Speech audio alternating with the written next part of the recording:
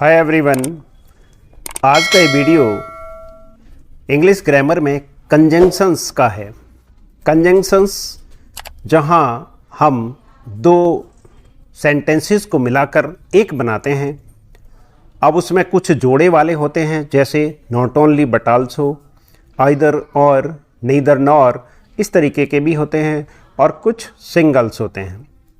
तो इस वीडियो में हम पढ़ने वाले हैं जोड़े वाले, जिसमें नॉट ओनली बट आल्सो इस तरीके के कंजंक्शंस आते हैं। इसमें देखिए, सबसे महत्वपूर्ण बात है कि दो तरीके के इसमें सेंटेंस आते हैं। जब दोनों वाक्यों के सब्जेक्ट समान हो तो ऑब्जेक्ट निश्चित रूप से असमान होंगे, या दोनों वाक्यों के सब्जेक्ट असमान हो तो सब्जेक्ट समान होने हैं। तो दोनों ही परिस्थितियों में मैं आपको एक रूल बता रहा हूं, उसका विशेष रूप से ध्यान रखें तो ये कभी भी गलत नहीं होंगे। जैसे पहले हम सीधा ही एक एग्जाम्पल लेते हैं जिससे अच्छा समझ में आ सकेगा। She is tall, she is tall वह लंबी है, सी इज़ ब्यूटीफुल वह सुंदर है। दो सेंटेंस है, सी इज़ टॉल और सी इज़ ब्यूटीफुल। अब यहाँ देखिए डिफरेंट क्या है, असमान क्या है।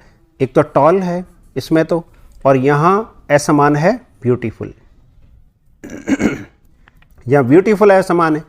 तो हमने ऊपर पढ़ा था कि असमान है, तो जो भी असमान है, ध्यान दें वापस, जो असमान है उसको, उसके बीच में हमको इसको नॉट ओनली बट आल्सो का यूज करना है। जैसे सी इज दोनों में समान है, सी इज, तो सी इज तो हमने लिख दिया। उसके जस्ट बाद जो असमान है, असमान है इसमें टॉल और ब्यूटीफुल। तो टॉल पहला है, इसके जस्ट पहले नॉट ओनली लगा दें आप। टॉल के जस्ट पहले क्या आ गया, नॉट ओनली।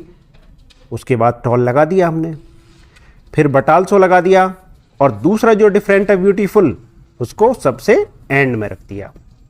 तो इसका रूल क्या हुआ, फिर सुन लें इसको। जो असमान, दोनों सेंटेंस में जो असमान है टॉल और ब्यूटीफुल, पहले असमान के जस्ट पूर्व नॉट ओनली लगा दे, उसके बाद बट आल्सो लगाने के बाद जो दूसरा डिफरेंट है उसको रख दे, तो बहुत ही आसान हो जाता है। She is not beautiful, she is not only tall but also beautiful. दूसरा एग्जाम्पल देखिए, the boys are making a noise. The boys are making a noise. The monitor is making a noise. अब यहाँ देखिए, are making a noise ये समान है, या is making a noise ये समान है दोनों में। तो डिफरेंट क्या हुआ, the boys, the monitor। तो मैंने आपसे कहा कि जो डिफरेंट है, उस डिफरेंट के पहले वाले अलग है, जो असमान है, उसके जस्ट पहले नॉट ओनली लगाओ। तो नॉट ओनली द बॉयज लिख दिया हमने, नॉट ओनली लगा दिया, द बॉयज लिख दिया। अब बट आल्सो लगा दो इसके जस्ट बाद, और दूसरा डिफरेंस क्या है, द मॉनिटर लगा दिया, और बाकी शेष जो समान है उसमें एज इट इज पूरा उतार दो, इज मेकिंग ए नॉइज। अब एक बात और ध्यान देने की है जो सबसे महत्वपूर्ण है, वो ये कि इसमें जो वर्ब आती है, इसमें जो वर्ब आती है, जैसे ये वर्ब आई है इज, ये इज नियरेस्ट सब्जेक्ट के सब्जेक्ट वाली आती है। नियरेस्ट सब्जेक्ट यहाँ इसके इज के जस्ट पूर्व देखो क्या है, द मॉनिटर। तो इसके अनुसार आएगी इज। यहाँ अगर कोई प्लूरल सब्जेक्ट होता, बॉयज होता, तो आर आता। तो ये सबसे महत्वपूर्ण है। इन सारे ही रूल्स में मैं आपको जो भी बता रहा हूँ उसमें नियरेस्ट सब्जेक्ट के अनुसार वर्ब आती है, ये बहुत महत्वपूर्ण है। आगे देखिए, इसी तरीके से आइदर और, ये आइदर और वाला है। सभी नियम जो ऊपर बताए गए हैं सब पर ही वही उसी तरीके के समान हैं, और इस पर भी वही रूल्स लागू होंगे।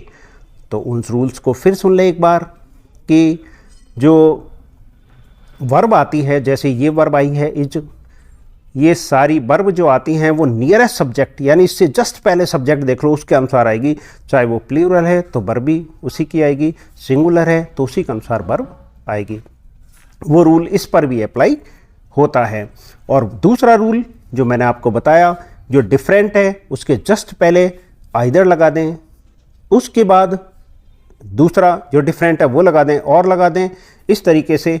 तो यहाँ भी देखें, सीता प्लेज फुटबॉल, सी प्लेज क्रिकेट। तो यहाँ देखो सीता प्लेज फुटबॉल, ये फुटबॉल अलग हुआ, यहाँ सी प्लेज क्रिकेट तो क्रिकेट अलग हुआ। दोनों में जो डिफरेंट है, असमान है, उसको छांट लिया हमने। इसी तरह अब इसका देखो, हम जो अलग है उसके पहले ही लगाएंगे हम आइदर और। जो समान है सीता प्लेज मैंने लिख दिया सीता प्लेज। डिफरेंट क्या है? फुटबॉल, इसके जस्ट पहले आइदर लगा दो, लगा दिया, फिर फुटबॉल आ गया, फिर उसके जस्ट बाद क्या लगा दो? और लगा दो। और जो डिफरेंट था हमारा क्रिकेट, उसको रख दो, क्योंकि सी प्लेज ये दोनों में से कॉमन है। जो कॉमन होता है उसको एक बार लिखा जाता है। जैसे यहाँ लिखा सीता प्लेज आइदर फुटबॉल और cricket.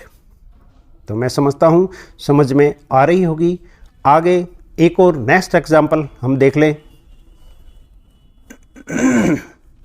The teacher is playing chess, the teacher is playing chess, the boys are playing chess. तो ये तो समान है, इज प्लेइंग चेस या आर प्लेइंग चेस, ये तो समान हुआ। डिफरेंट क्या हुआ? द मॉनिटर, द टीचर और द बॉयज। द टीचर ये डिफरेंट हुआ और द बॉयज ये डिफरेंट हुआ।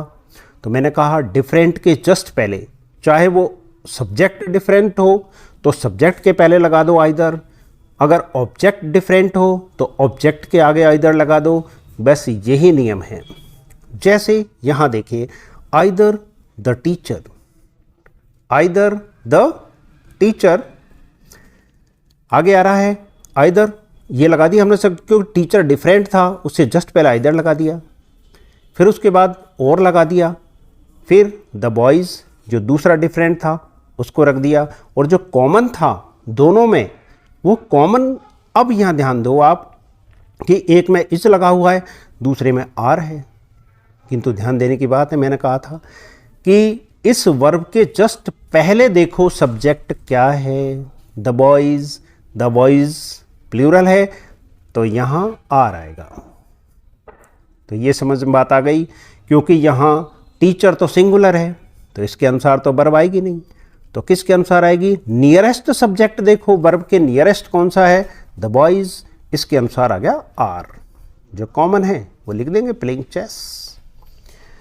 ओके, अब थर्ड जो आ रहा है वो है नीदर नॉर। इसका रूल समझ लें, जिन वाक्यों में इसका प्रयोग होगा उन दोनों वाक्यों में नोट लगा होगा। ये ध्यान देने वाली बात है कि इसमें नोट लगा होगा, जो is, am, are, was verb के बाद हो सकता है, या और भी कोई हेल्पिंग वर्ब है तो उसके बाद नोट हो सकता है, या फिर इस तरीके से हो सकता है कि do not, does not, does not, did not, do not, does not या डिड नॉट, इस प्रकार नोट लगा होगा। तो ध्यान देने वाली बात है कि डिड नॉट अगर है तो इसको पूरे को हटा देना, डज नॉट भी है तो भी इसको हटा देना, या डू नॉट है तो भी इसको बिल्कुल सेंटेंस में से हटा देना है। तो देखें, एक और रूल कि नॉट को हटा दो, जैसे मैंने अभी बताया था, डज नॉट, डिड नॉट जो भी हो उन्हें भी सबको हटा दो। शेष नियम वही रहेंगे, परंतु ध्यान रहे इसका प्रभाव वर्ब में अवश्य आएगा। ये ध्यान देने वाली बात है। वर्ब में प्रभाव कैसे आएगा? वर्ब में प्रभाव इस तरीके से आता है कि प्रेजेंट इंडेफिनिट टेंस है तो वर्ब में एस या ई एस लगेगा, या फिर सिंपल आएगी वर्ब अपने फॉर्म में, फर्स्ट फॉर्म में आएगी, या अगर पास्ट टेंस है तो सेकंड फॉर्म आएगी। इस तरीके से इसमें प्रभाव हमें देखना है, जो एग्जाम्पल से आप अच्छी तरह समझ सकते हैं। देखिए, she is not reading a story, she is not reading a story, she is not reading a novel. Different क्या हुआ? ए स्टोरी और ए नॉवल, ये दोनों अलग हुए। तो हमें पता है कि जो डिफरेंट है उसके जस्ट पहले, पहले वाला जो अलग है उसके जस्ट पहले हम नीदर लगाएंगे और उसके जस्ट बाद लगाएंगे और। तो देखिए जो कॉमन है मैं उसको लिख रहा हूँ, सी इज़ रीडिंग दोनों में समान है, नोट को हटाना ही हटाना है, तो सी इज़ रीडिंग नोट को हटा दिया मैंने दोनों में से, तो she is reading neither a story, एक डिफरेंट हुआ स्टोरी, इसके जस्ट पहले मैंने लगा दिया नाइदर या नीदर, दोनों उच्चारण आप कर सकते हैं। तो नीदर उसके स्टोरी के जस्ट पहले आ गया और नॉर लगा दिया नोवेल के पहले, तो ये समझ में आ गया होगा। आगे देखो एक और इसका एग्जाम्पल जिससे और ज़्यादा क्लियर होगा।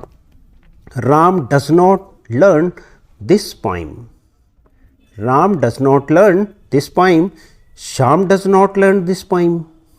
तो यहाँ डिफरेंट क्या हुआ, राम और श्याम, सब्जेक्ट डिफरेंट है, तो सब्जेक्ट डिफरेंट है तो सब्जेक्ट भी अलग हो सकता है, तो हम इस तरीके से उसको कर सकते हैं। जो अलग है उसके पहले हमें नीदर लगाना है, तो राम है, राम के जस्ट पहले मैंने लगा दिया नीदर, नीदर लगा दिया, राम आ गया, उसके बाद हम नॉर लगा देंगे नॉर, फिर लिख देंगे श्याम।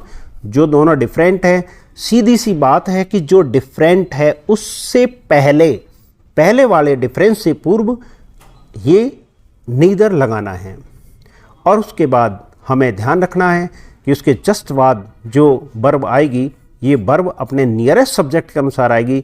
श्याम सिंगुलर है तो यहाँ लर्न एस लगा दिया हमने, दिस पोइम ये इक्वल है दोनों में ही, तो दिस पोइम हमने यहाँ लिख दिया। एक और देखिए, अब यहाँ डज नॉट मैंने हटाया ना, यहाँ ये जो डज नॉट मैंने हटाया है, इस डज नॉट का प्रभाव, डज का प्रभाव लर्न में एस लगने से ये प्रभाव यहाँ छोड़ेगा। जैसे मैंने ये रूल बताया था आपको कि वर्ब में अवश्य ही आएगा टेंस के अनुसार, तो ये प्रेजेंट सिंपल टेंस था, प्रेजेंट सिंपल टेंस में सिंगुलर फॉर्म के साथ एस या एस वर्ब में आता है, तो मैंने यहाँ इसका प्रभाव लगा दिया।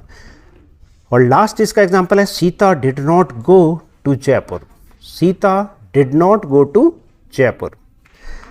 Gita did not go to Jaipur, यहाँ सीता और गीता यही डिफरेंस है, बाकी तो समान है, पूरा एज इट इज़ है।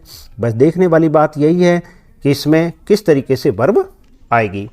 तो यहाँ देख लें आप, जो अलग है सीता और गीता ये अलग है, सीता के जस्ट पूर्व नीदर लगा दो तो नीदर सीता, उसके जस्ट बाद नॉर, और फिर जो दूसरा डिफरेंट है गीता उसको लगा दिया।